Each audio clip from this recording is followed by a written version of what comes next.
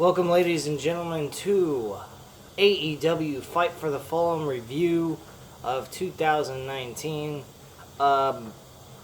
Just giving you guys the overall feelings on this show. This show is way too fucking long. This show was a decent show. If this show would have been the same length of Fyter Fest, I would have been really good with what happened on this show. But because of the length of this show, it did not really live up to the same expectations I was expecting for this event. Now, was it a horrible show? Absolutely not. There was some really great matches on this show. Some matches that weren't even really needed on this show. There was one matchup that didn't belong on the main card, and I'll get into that when I get to that match. But the overall show in itself really felt like a wrestling type of event. It was more like sporting event. It didn't feel anything like WWE. They took less gimmicks, threw that to the curb, thank God, unlike what they did in Fyter Fest, which was a horrible fucking thing that they did with that show, which was the only thing wrong with it, I felt. But overall, this was a decent show. Would I go back and watch it again? Probably not, because it was just way too fucking long, and it was a longer show, and it was pretty much the same level of Fyter Fest, in my personal opinion. So, if it would have been the same length as Fyter Fest, this would have been a lot better. Definitely something a lot easier to deal with, because there were some fucking long-ass matches that occurred on this show, and it was mostly at the end of the show, when we got deeper into the card. So let's go straight into it. We had Sonny Kiss defeat Peter Avalon. Peter Avalon is part of the librarian type gimmick with this other chick that he's with. The gimmick is absolutely horrendous. Thank God they toned down a little bit of what they did at Fyter Fest with this, with the whole shishing bullshit. And Sonny Kiss, give me a break. You're a wannabe fucking Velveteen Dream that's an absolute failure for disaster. You make Tyler Breeze look good, okay? Sonny Kiss defeats Peter Avalon. This was a fucking shitty-ass match. Could not stand it. Give it a 1 out of 5 stars. Thank God it was on the pre-show. Next match was a tag team match in the women's division for Priestley and Shoko Nakajami defeating Brett Baker and Raiho. This matchup was a very good match. I was highly entertained by the tag team action. The wrestling ability by these women were very, very good. There was nothing that was bad in this matchup. Everything flowed very well to me. There wasn't, I don't particularly think I saw any kind of mishaps go on in the matchup, such as any botches, and everything just flowed very nicely. This match I'm going to give a 3.5 out of 5 stars, and this match I believe belonged on the main card. Now, when I get to the match on the main card, I'll tell you the match that I think shouldn't have been on the main card, and I'm pretty sure you guys know what I'm talking about. So, this matchup, again, like I said, 3.5 out of 5 stars. Definitely a main card nominee that should have been on there but wasn't. Then we kicked off the main card with a 6-man tag team match. We had MJF, Sammy Guevara, and Shawn Spears defeating Darby Allin, Jimmy Havoc, and Joey Janella. This matchup was fantastic. As crazy as this is going to sound, this opener to me was probably the best match on the card. You're probably going to say, what in the hell are you talking about? This is the opener and you're saying it was the best match on the card?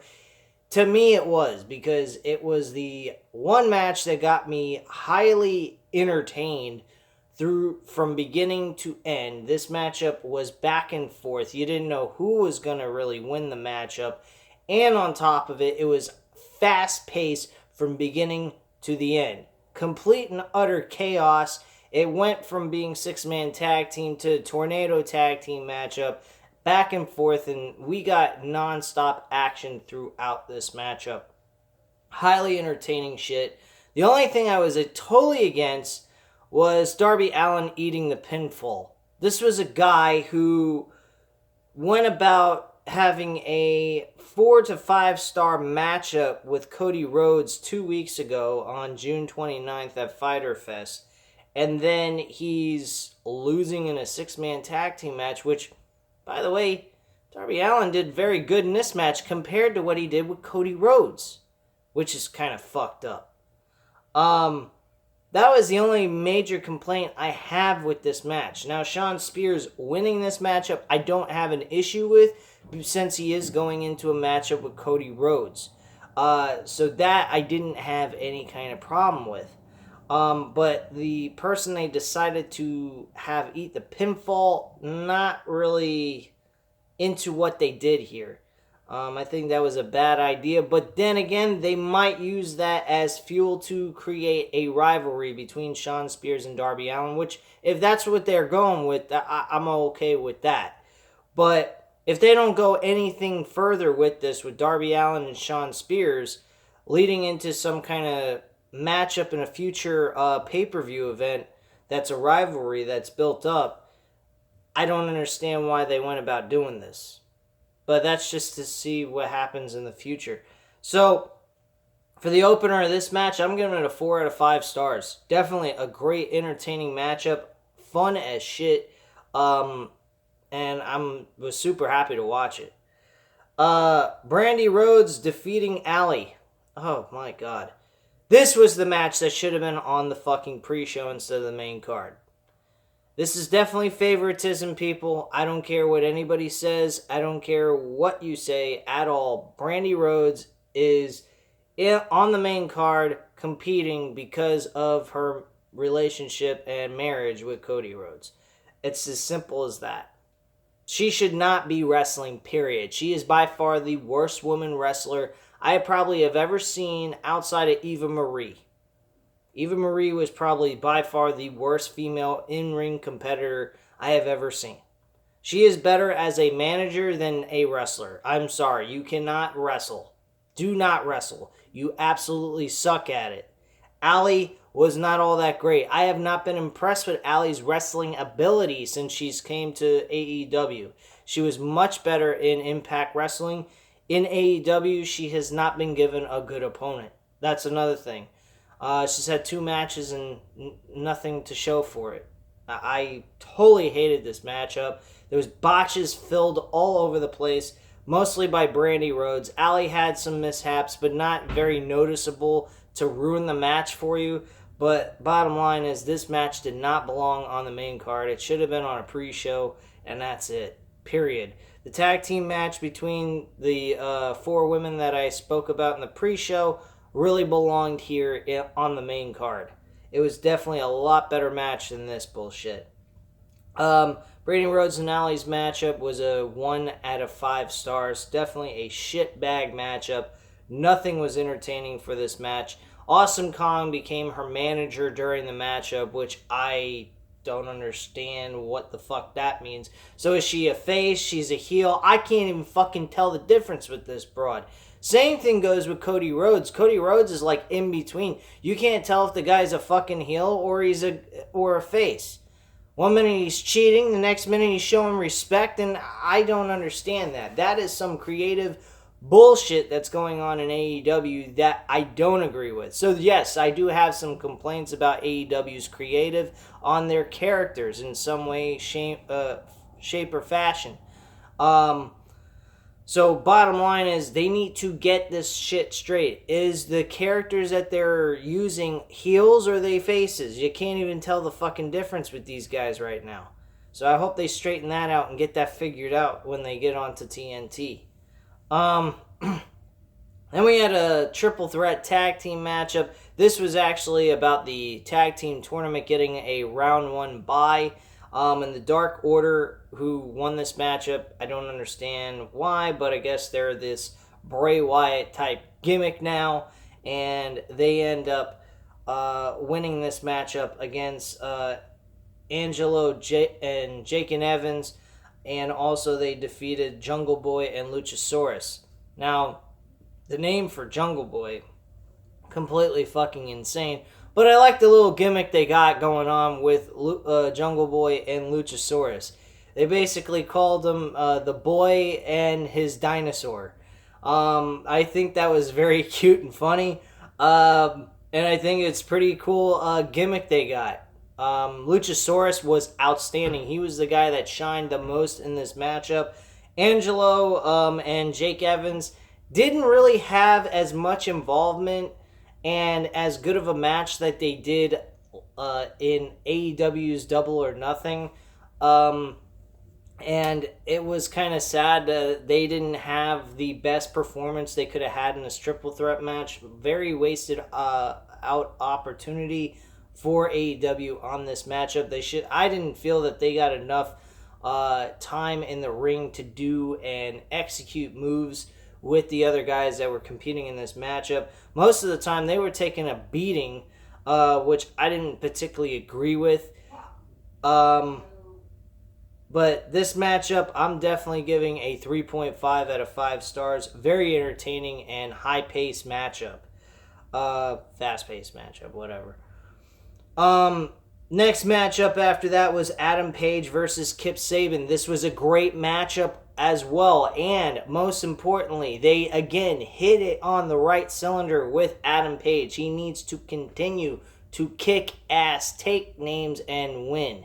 At the end of the day, I feel at this point they need to go with Adam Page on this and have him win the world title on August 31st at All Out. Bottom line, they need to go with a young face to carry the title. They're always going to have Chris Jericho to be on the show where people are going to want to tune in and see what he does. He does not need to win another world title. He's won enough world championships in his career. Granted, I mean, he didn't win no 10 to 13 like a Randy Orton, John Cena, Triple H, or any of those guys. He's won about the same amount as a Stone Cold Steve Austin or something like of that nature. But still, at the end of the day, he's won plenty of world championships and has been in the main event picture for a very long time. For him to win this matchup and beat Adam Page, I think would be stupid as fuck. I think that they need to go with somebody who's new and fresh, people are not familiar with. They're doing a great job with Darby Allin. He's a guy that I never even heard of, and at Fyter Fest, they made me absolutely love this character. The guy can wrestle as well, Darby Allin, and Adam Page is in the same boat with this kid. This is a great opportunity for them to put the title on Hangman Page, build up a really great matchup with MJF, because MJF and Adam Page have some sort of rivalry going on that's been built up in the last couple of pay-per-views that they've had, or events, I should say, leading into All Out. So, bottom line is, I think this would be a great opportunity for them to focus on MJF and Adam Page competing over the World Heavyweight Championship in a built-up, frustrated tension between these two guys and leading up to a pay-per-view main event matchup. That is what I feel they need to do. They don't need to go in the direction of what like WWE has been doing and what has WCW has done in the past. This event, let me just be straight up with you guys. This event felt like a WCW old school classic in its prime type of event. It built up young stars. It got people noticing these young guys, as they've been doing in other events as well. And they need to continue on that trend. This is an absolute must. They don't need to depend on Cody Rhodes, Kenny Omega, Chris Jericho, the Young Bucks, and all that over and over and over again. They need to put the titles, at least the World Championship, on a young face that people aren't too familiar with, so that they can get a liking to and build them into mega stars. So that's just my opinion on that. Leave your comments and opinions down below on that subject. I'd like to hear anyone has an opinion on that, please speak it, because I understand that Jericho is a name recognition that would get people noticing the company, but bottom line is people already notice this company. People are tuning in. They are in the same level of WWE, and the reason why is money. They got money. It's not because people are fucking overexcited about the fact that this is a new wrestling company that's working from the bottom and working to the top type of deal, like an ROH or an Impact Wrestling. This is in the level of WWE. Another thing I'd like to mention, they did a great job with the camera work here at this event. I think that the camera work was done very well, probably by far the best camera work that they've done throughout the entire series of events that they've done in the last 3 months. Now, or the last 3 events, I should say, not the last 3 months. They haven't even gotten to August yet, and they started their first event on May, so that's not here or there. Anyway, the one complaint I will bring up is the commentary. Wow.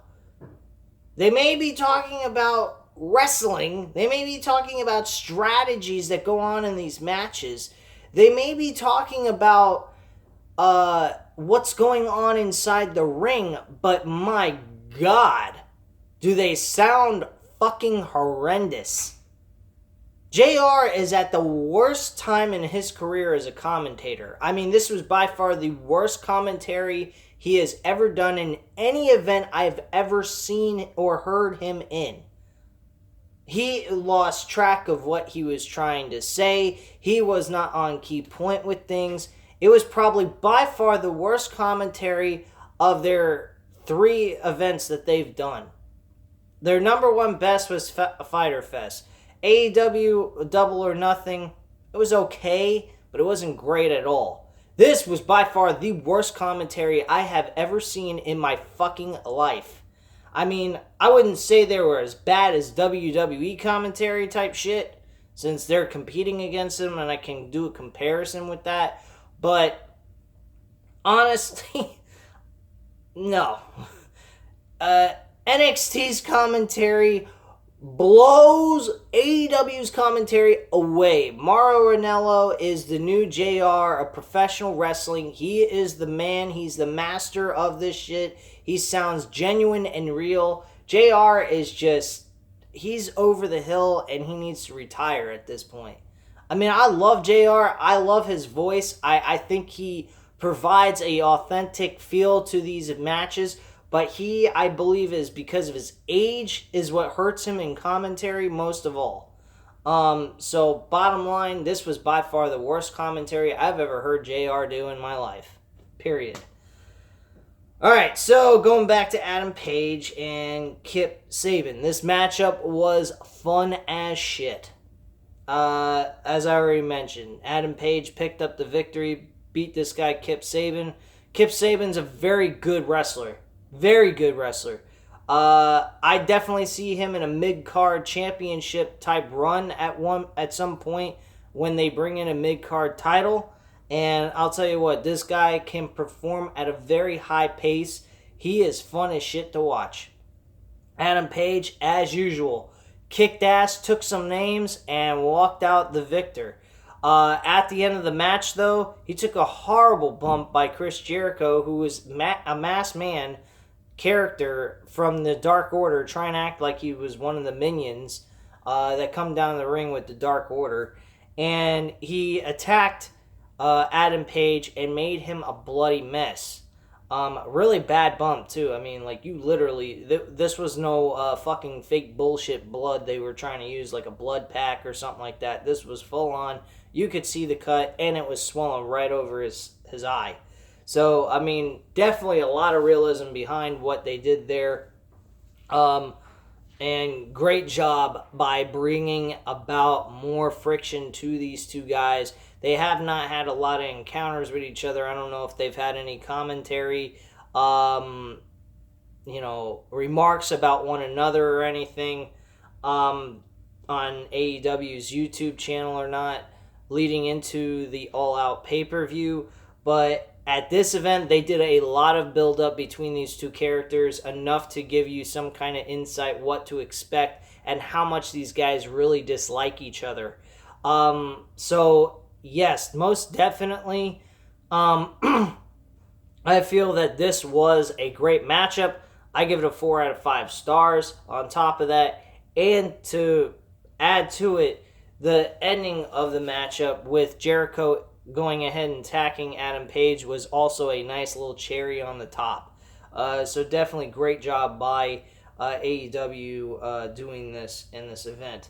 Now, Lucha Brothers versus SoCal Uncensored. Lucha Brothers actually pick up the victory here.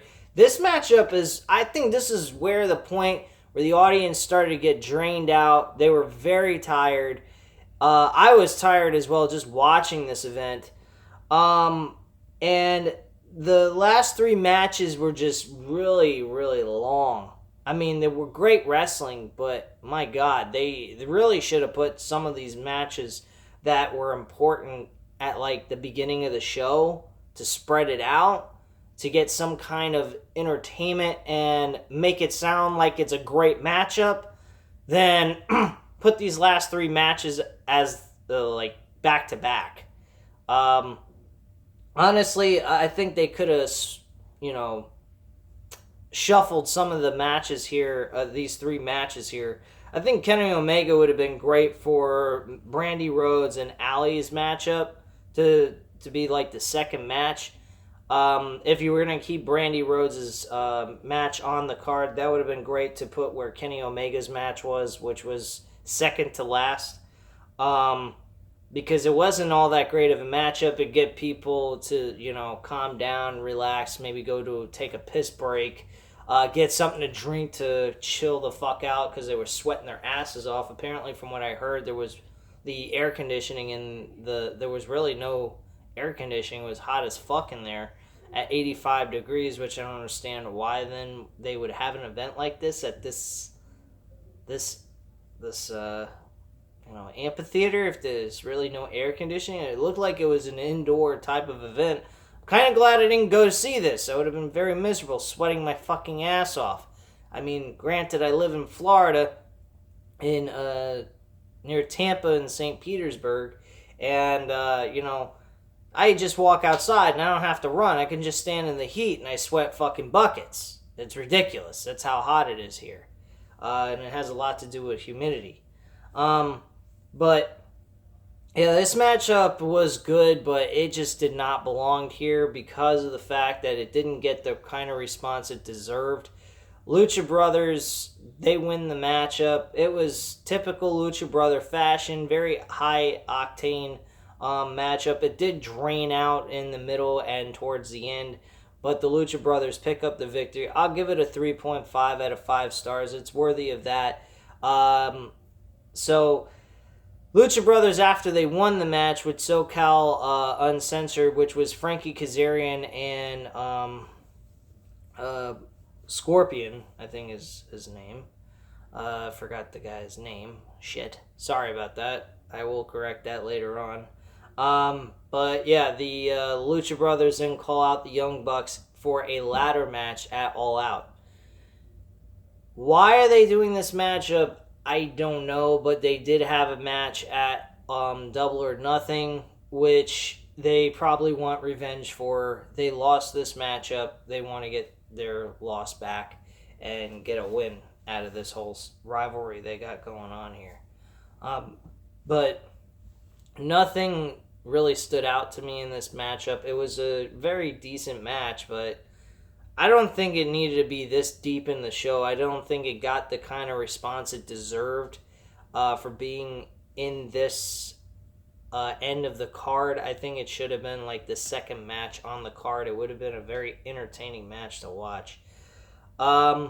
Kenny Omega versus SEMA. Kenny Omega picks up the victory here, of course. I mean, he's going on to face Jon Moxley, of all people. He needs to have some momentum going in.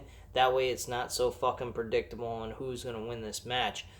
As I mentioned before, Jon Moxley won his first round of the G1 Climax 29 tournament. So he's got 2 points going in. He's got 8 more matches to go leading up to mid-August.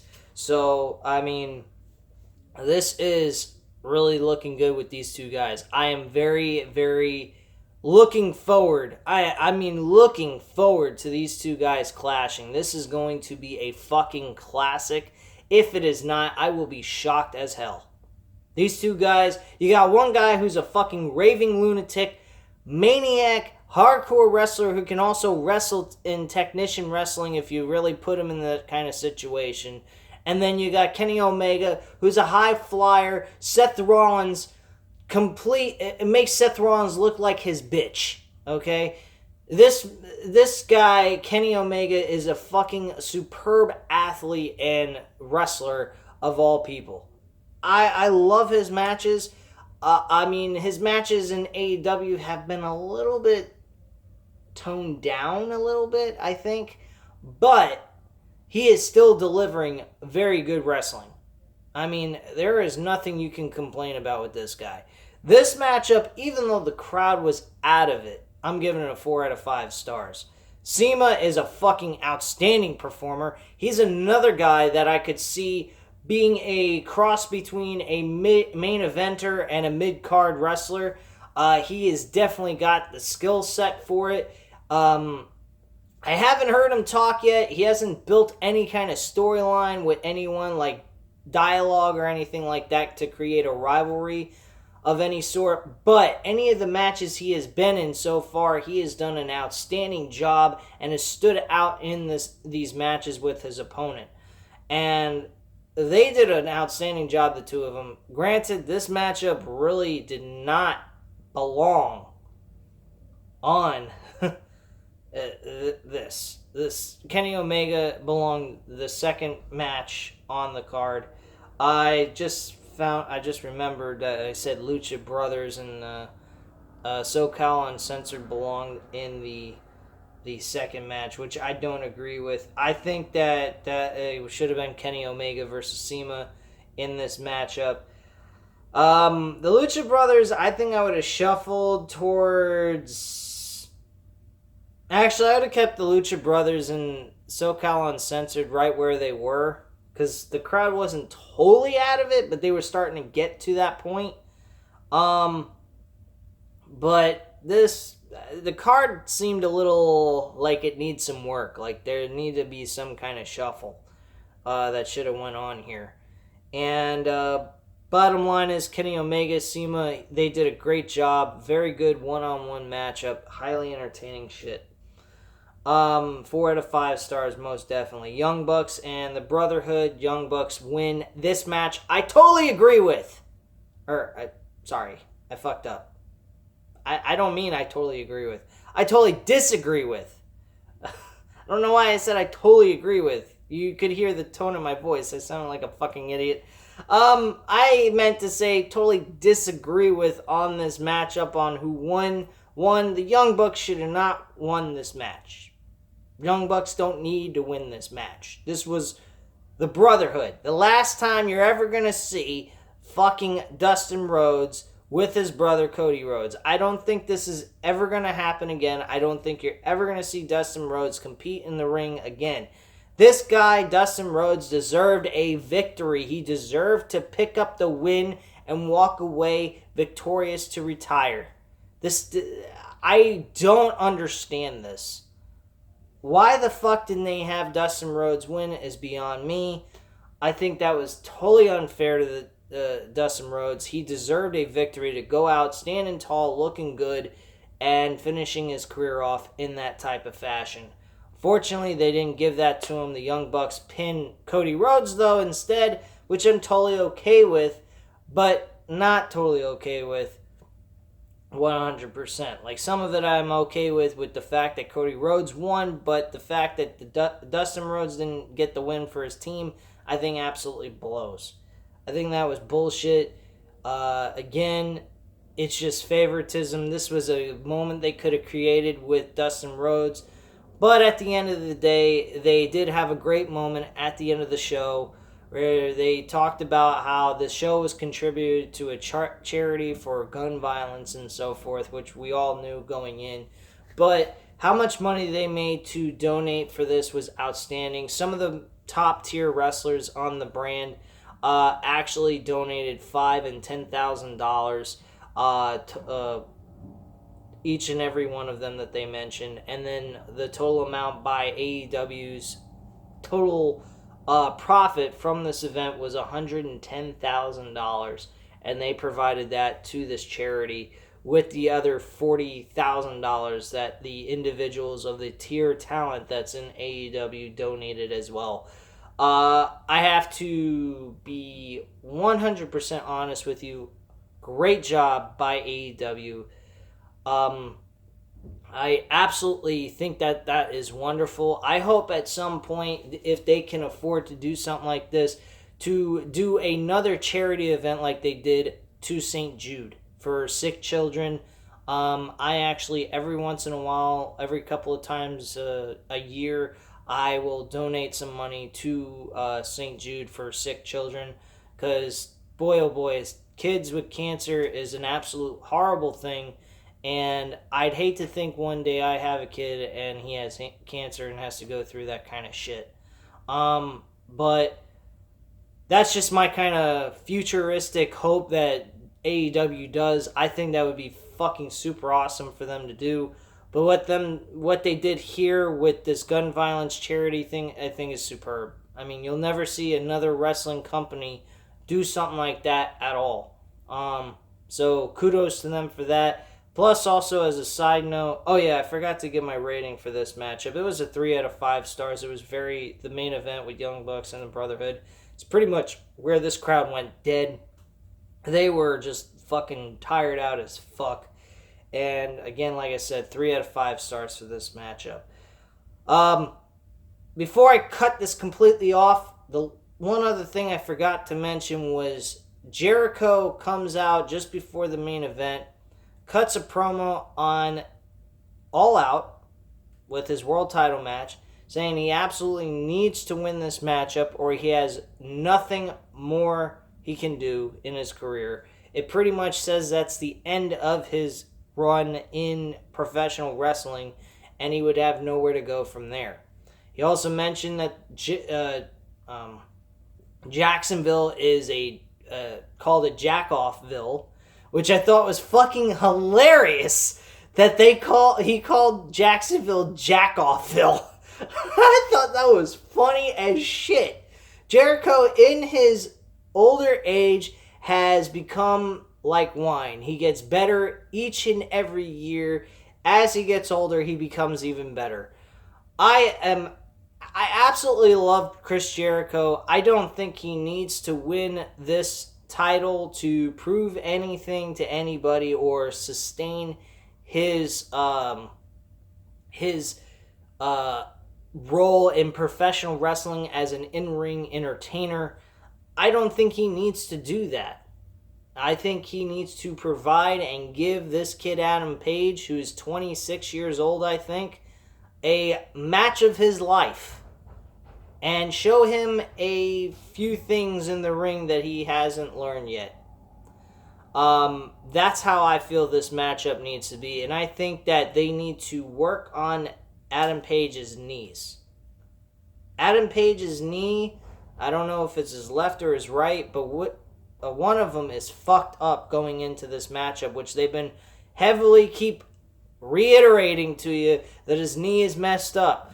They need to go ahead and utilize that information and have Jericho go after that kneecap like crazy, like a dog, and make Adam Page scream in agony, but not to the point where they force him to have to tap out. And have him overcome the walls of Jericho, get the ropes, and hit his finishing maneuver to finish this match off and become the new and first ever World Heavyweight Champion in AEW. I think that would be the best thing for them to do with this, and I hope they do it. Later on in the promo, Jericho gets attacked by Adam Page for retaliating towards what happened to Adam Page earlier in the show. And again, like I mentioned, this is great build-up towards this world title match. I think it's going to have a lot of great attention towards people. People are going to be totally interested in this. I am highly interested in this. I was interested in when they established that Jericho beat Kenny Omega and that we saw Adam Page win that Battle Royal. I honestly couldn't believe they went with Adam Page with this. And when they did, I said to myself, this guy has been in opportunities after opportunities trying to get a world title from some promotion that he's been in and has never done that. This is a great chance for them to utilize this. That's why I'm so into Adam Page. He has been one of the highlights of Bullet Club, along with the Young Bucks and Cody Rhodes and Kenny Omega. If it wasn't for the Bullet Club, I don't think Adam Page would have developed the type of character and fan interest that he has gotten over the last couple of years since he's been with Ring of Honor and New Japan Wrestling. So this is definitely the opportunity AEW needs to utilize and go with Adam Page on this world title match. Now, looking on the flip side of things, Jericho, if he wins, alright, make the guy look good. Make him do a Stone Cold Steve Austin deal with Adam Page. WrestleMania 13, you guys have heard me talk about it. It's one of the best moments in wrestling history, and developing a wrestling character is the way they did it back then was by far the best thing they've ever done. And they did that with Darby Allin. Darby Allin didn't win the match, nor did he lose, but he went out looking like a winner, regardless of the fact that he didn't win the match at all. That's what they need to do with Adam Page if they decide they want Chris Jericho to win. Now, if they do that and they make Adam Page look like a winner even though he lost, I'll be okay with that. But still, I think Adam Page needs to win the world title, and they need to put their money on him and push this guy to the fucking moon, because he's a good wrestler and he's definitely got the ability to carry a company on his back. At least try to give him that opportunity and see what he does with it. If not, you can always take the title off of him. Anyway, guys, hit the like button if you liked the video. Hit the subscribe button if you're not already subscribed to the channel. And leave a comment down below and I'll get back to you on that. And I thank you very much for watching. Have a great night, guys. Bye.